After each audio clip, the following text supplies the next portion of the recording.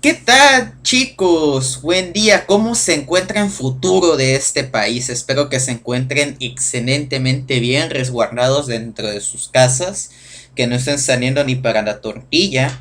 Y abróchense los cinturones porque el día de hoy vamos a ver la tercera parte de las propuestas metodológicas, una introducción, continuando con el tema de la estadística, pero ahora enfocado a lo que van a ser las poblaciones estadísticas, es decir, dentro del campo de las ciencias de la salud, la investigación y la estadística, a la hora que ustedes decidan hacer un proyecto de investigación, van a tener que elegir, pues ahora sí que un conjunto que les llame su interés. Dentro de estos conjuntos ya existen ciertos grupos que denominamos poblaciones estadísticas que de manera general permiten que el personal de salud pueda tener mejor acceso a estos para poder hacer un proyecto de investigación adecuado.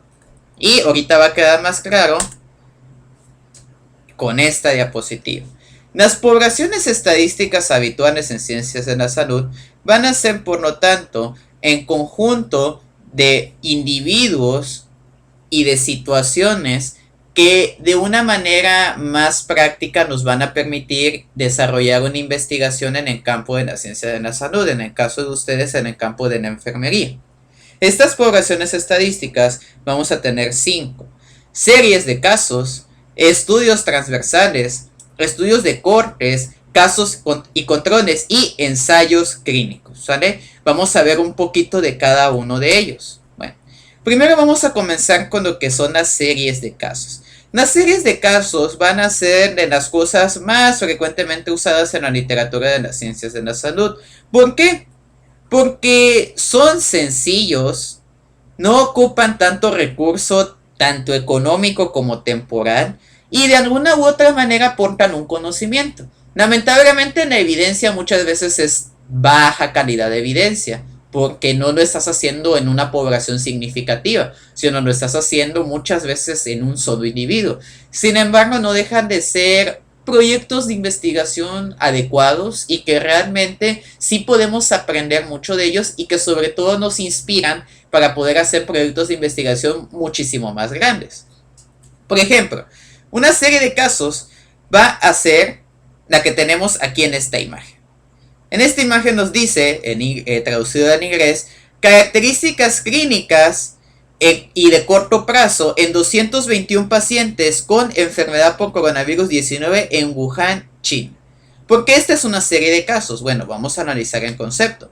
Dice que en una serie de casos, un profesional, en este caso son un equipo de profesionales chinos, que van a describir las características clínicas y terapéuticas de un grupo de pacientes afectados por una determinada enfermedad para establecer datos inherentes a esta misma.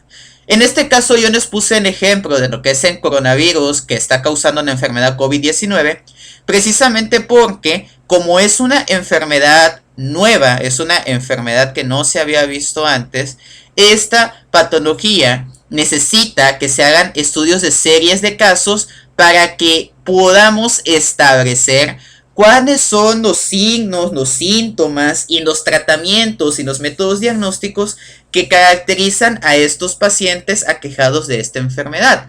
Por ejemplo, en este estudio agarraron a 121 pacientes con COVID-19 y comenzaron a analizar sus características clínicas para poder establecer cuáles son las manifestaciones más frecuentes en los pacientes que tienen COVID-19 y que de esta manera, a partir de este tipo de estudios, al final se termine armando como que un top 5 de los 5 signos y síntomas más frecuentes si tienes COVID-19.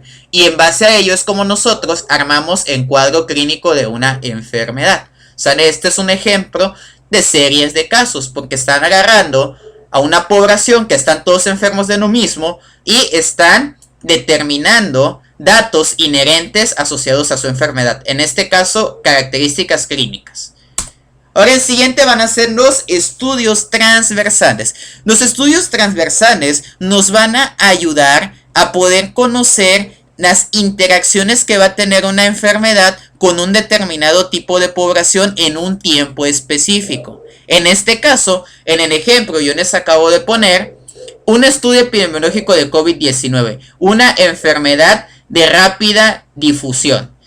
¿A qué se refiere con esto? Bueno, en este estudio lo que hicieron fue ver en el mes de enero, del 21 de enero al 14 de marzo, cuántos casos se fueron acumulando de COVID-19 para que de esta manera pudieran determinar la frecuencia de casos y establecer más o menos una tasa de la velocidad a la cual la enfermedad se está contagiando, ¿sale? Por lo tanto, los estudios transversales van a permitir que nosotros conozcamos características de la enfermedad, pero ahora interactuando con la población, ¿sale?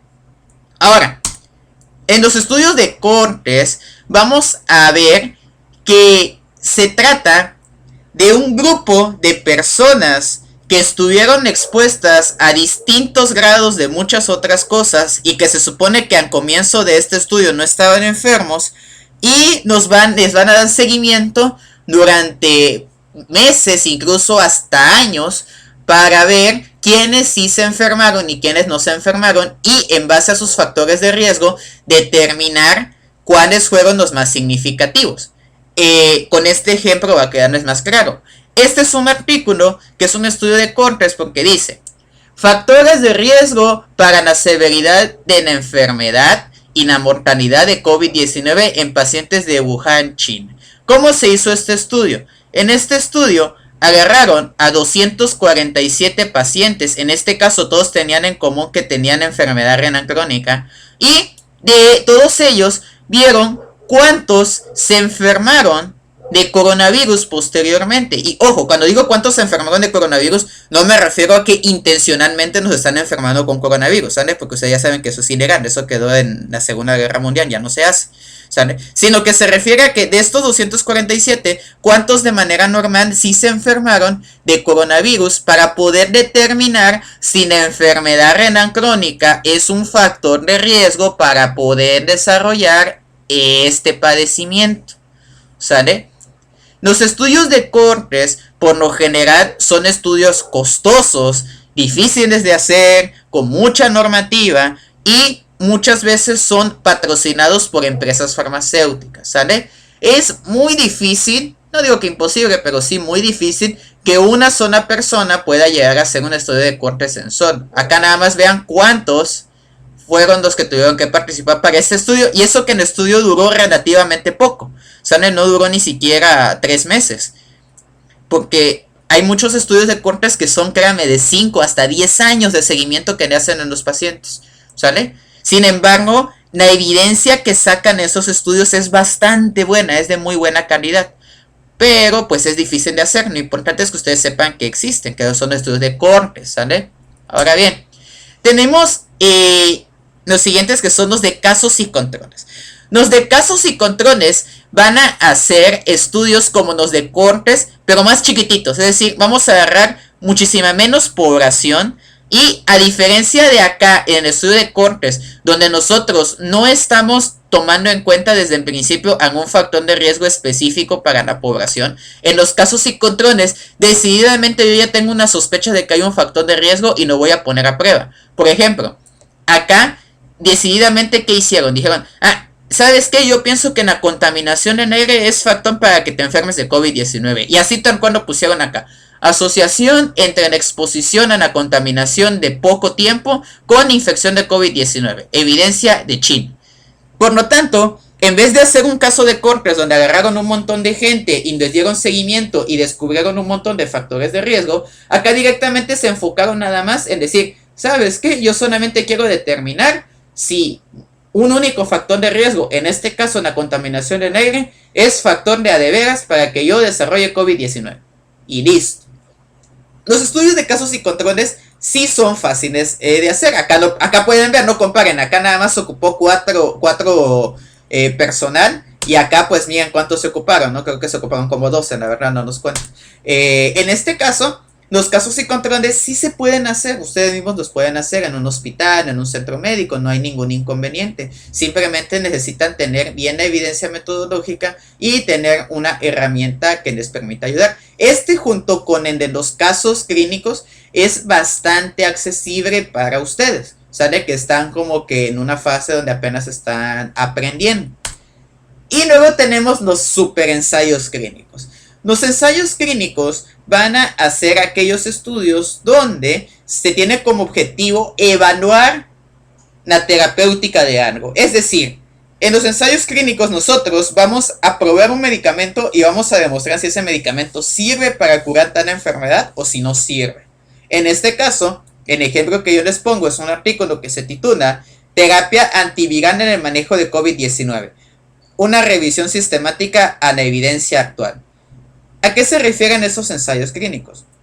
Yo creo que en este momento más de alguno de ustedes se ha preguntado ¿por qué no se ha desarrollado todavía la vacuna para COVID-19?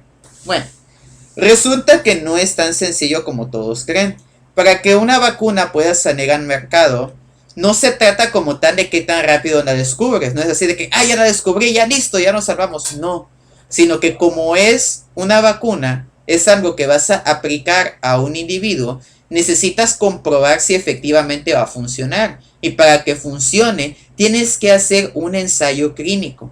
Es decir, vas a tener que probarla primero con animales, después con personas sanas y ya por último con personas que verdaderamente estén expuestas a riesgo de esta patología.